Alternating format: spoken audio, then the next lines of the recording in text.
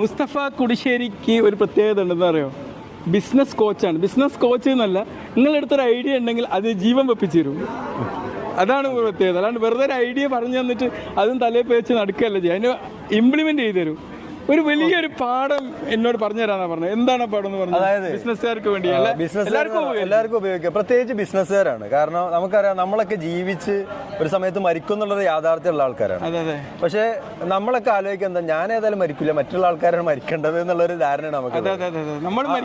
നമ്മൾ മരിക്കുന്നതിനെ കുറിച്ച് നമ്മൾ ചിന്തിക്കുന്നില്ല. പല ബിസിനസ്സുകാരുടെ ഒരു അവസ്ഥ, സാറ് ബിസിനസ്സിലേക്കൊക്കെ വരണമെന്ന് ആഗ്രഹമുണ്ട് എന്നുള്ളതൊക്കെയാണ് ഞാൻ മനസ്സിലാക്കുന്നത്. ഇപ്പോൾ ഐഡിയ ഒരുപാടുണ്ട്. പല ബിസിനസ്സുകാർക്ക് ഉണ്ടാകുന്ന ഒരു സംഭവം, അവർക്ക് ഓവർ കോൺഫിഡൻസ് ആണ്. ഞാൻ എല്ലാ കാലത്തും ജീവിക്കും എന്നുള്ളൊരു ഓവർ കോൺഫിഡൻസ് ആണ്. ഒരു സമയത്ത് അവരിങ്ങനെ ജീവിക്കുന്നതിൻ്റെ ഇടയിൽ അവർക്ക് എന്തെങ്കിലും സംഭവിച്ചു കഴിഞ്ഞാൽ അവരുടെ വീട്ടുകാരുടെ അവസ്ഥ എന്താവും, അല്ലെങ്കിൽ അവരെ ആശ്രയിച്ച് ജീവിക്കുന്ന ആളുകളുടെ അവസ്ഥ എന്താവും എന്നുള്ളതിനെ കുറിച്ച് ചിന്തിക്കുന്നില്ല. ഞാനെന്നാള് കുറച്ച് മുമ്പ് നമ്മുടെ ഇവിടെ പോത്തുകല്ല് അറിയല്ലോ, ആ പോത്തുകല്ല് നിങ്ങളെ തൊട്ടടുത്ത പ്രദേശമാണ്.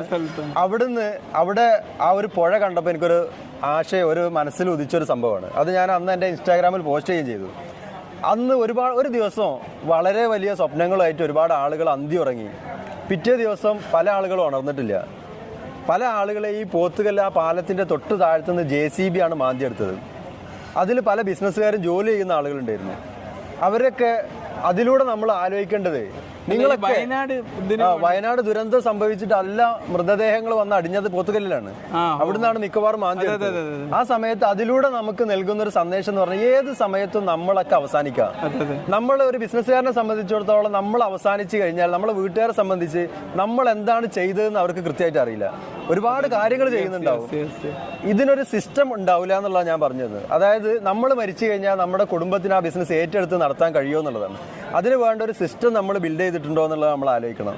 വീട്ടുകാർ നമ്മൾ എന്തൊക്കെയോ ചെയ്യുന്നുണ്ട്, നല്ല വരുമാനം ഉണ്ടായിരുന്നുണ്ട്, സന്തോഷത്തോടു കൂടി ജീവിക്കുന്നുണ്ട്. ഈ ഒരു ഇൻസിഡൻസ് ഉണ്ടായി കഴിഞ്ഞാൽ അവരെങ്ങനെ ജീവിക്കും? നമുക്ക് ഒരുപാട് പൈസ കിട്ടാനുണ്ടാവാം, ഇതൊന്നും ഇവരറിയുന്നില്ല. ഒരുപാട് കൊടുക്കാനുണ്ടാവാം, അതും അവരറിയുന്നില്ല. ഒരു സിസ്റ്റം ഇല്ലാത്തത് കൊണ്ട് തന്നെ അവർക്ക് ഫാമിലിക്ക് പ്ലാനിങ് ഇല്ല. അത് മാത്രമല്ല, ഇവരെ ബിസിനസ് ഒരു സിസ്റ്റമാറ്റിക് അല്ല, ഒരു നാടൻ തല്ല് എന്നൊക്കെ പറയല്ലോ, ആ ഒരു രീതിയിലാണ് ഉണ്ടാവുക. അപ്പൊ ഇതിനെ ഞങ്ങളെപ്പോലുള്ള ബിസിനസ് കോച്ചുകൾ എന്നുള്ള ആത്മവിശ്വാസത്തിലാണ് ഇതൊക്കെ ചെയ്തു പോകുന്നത്. അപ്പൊ നമ്മളൊരു സിസ്റ്റം ക്രിയേറ്റ് ചെയ്ത് കഴിഞ്ഞാൽ ആ സിസ്റ്റത്തിൽ ആരില്ലെങ്കിലും ആ സിസ്റ്റം ഓട്ടോമാറ്റിക്കായി വർക്ക് ചെയ്യുകയും ഒരു പാസീവ് ഇൻകം ക്രിയേറ്റ് ചെയ്യാൻ പറ്റുന്ന സംവിധാനങ്ങളാണ് എന്നെപ്പോലുള്ള ബിസിനസ് കോച്ചൊക്കെ ചെയ്തു കൊടുക്കുന്നത്. അപ്പോൾ യഥാർത്ഥത്തിൽ ഓരോരുത്തരും ചിന്തിക്കേണ്ടത്, നമ്മളില്ലെങ്കിലും നമ്മളെ ബിസിനസ് റൺ ചെയ്യുന്ന രീതിയിൽ അതിനെ പ്ലാൻ ചെയ്യുക, അതിൽ എക്സ്പേർട്ടായ ആളുകളുടെ സഹായം തേടുക, എന്നിട്ട് അതിനെ ഒരു പാസീവ് ഇൻകം ക്രിയേറ്റ് ചെയ്യുന്ന രീതിയിലേക്ക് സെറ്റ് ചെയ്യുക. അങ്ങനെ സംഭവിച്ചു കഴിഞ്ഞാൽ നമ്മളില്ലെങ്കിൽ പോലും നമ്മൾ ചെയ്ത് ആ സമയത്തുണ്ടായ വരുമാനവും നമ്മളെ കുടുംബത്തിന് കിട്ടുകയും അവർക്ക് സന്തോഷത്തോടു കൂടി ജീവിക്കാൻ കഴിയുകയും ചെയ്യും. അപ്പോൾ ബിസിനസ്സുകാരായ ഓരോരുത്തരും ശ്രദ്ധിക്കേണ്ടത്, നിങ്ങളുടെ ബിസിനസ്സിൽ ഒരു സിസ്റ്റം ക്രിയേറ്റ് ചെയ്യുക എന്നുള്ളതാണ്. സിസ്റ്റം ക്രിയേറ്റ് ചെയ്താൽ സിസ്റ്റം ഓട്ടോമാറ്റിക് വർക്ക് ചെയ്യും. അത് നിങ്ങളുടെ കുടുംബത്തിന് എന്നും ഒരു അതെ.